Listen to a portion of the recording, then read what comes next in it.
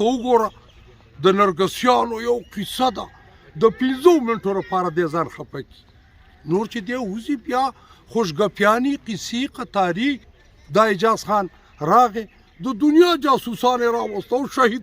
او شهید شو شهادت او شهید ما پړه کې به ویل مال کورونو کې درې شهیدان پیدا کړه پردی بچی د زړه پې نه خوږېږي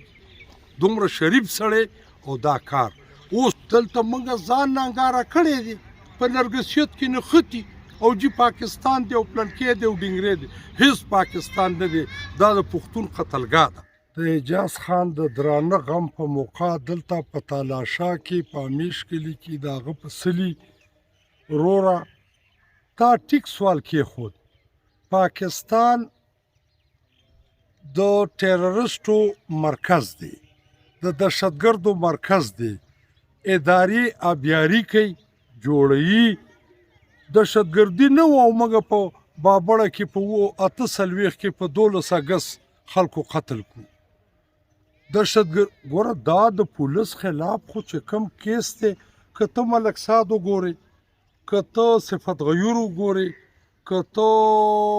خورشید خان وګورې که جهانګیر خان وګورې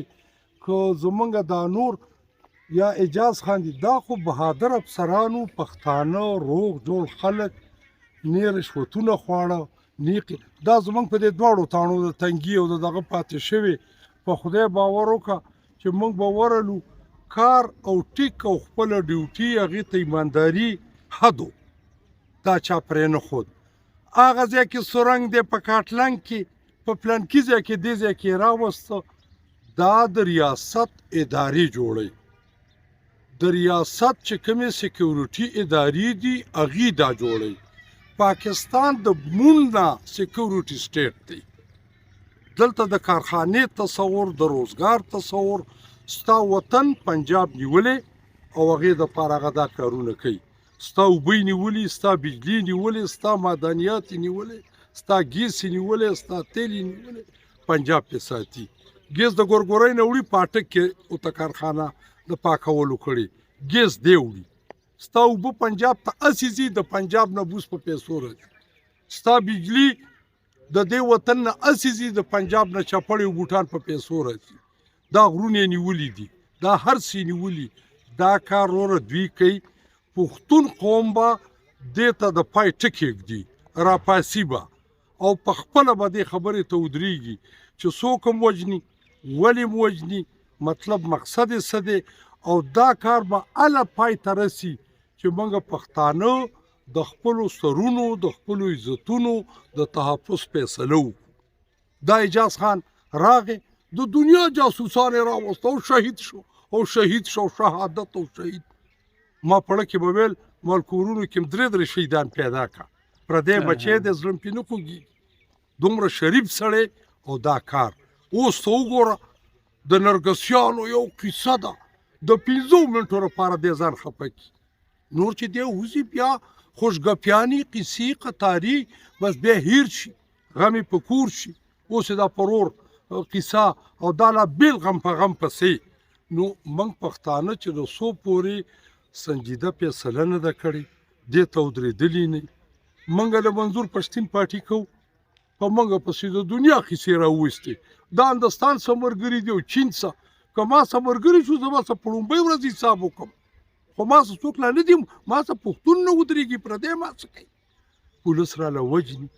په ګاډو کې ورته کېنولي نن لکي مروت کې مړ شه اقبال خان په شان خوږ پولیس به په دې ملک کې پیدا نه کړي شاعر مو هغه زموږ کور لمبې ورل خبره دا ده چې دلته دا حالت دی دلته موږ ځان ننګاره کړی دی په نرګسیت کې نښتي او جی پاکستان دی او پلنکې دی او ډنګرې دی هیڅ پاکستان نه دی دا د پښتون قتلګاه ده موږ اعجاز خان ته د هغه په شاندار او ښه ژوند او د قانون او د حق دپاره چې ده کومې ستړي کړي په دې خراج تحسین پېښ کړو کورنۍ ته صبر غواړو البته پولیس فورس ته پښتنو ته دا وایو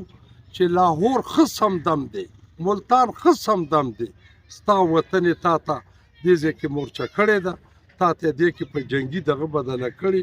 د دې علاج کول که پښتانه سیاسیانو ته زه اپیل کوم، پاټو ته م اپیل کوم چې اوس تا نه پارلیمنټ کې پرېږدي نه د بل څه کې پرېږدي. هغه MKO مدرولي 15 کسانو پاس شوي 11 کسان دي. دلته دغه اوټونه دي. د اوټونو هم درته پته ولګېده. دا هر څه پښتنو سیاسي ګوندونو ته م اپیل کوم، PTM ته، نورو تاریخونو ته، دا چې اوس کومې نوي حکمرانان راله چې موږ د دې قهر غضب نه او د دې برناقه قتلونو نه په امان کې یو دې دپاره یو کوټلي ګامونه والي، یو رښتیا خبرې وکړي، په خپل ځان اعتبار وکړي او د دې وطن او د دې ولس د عزت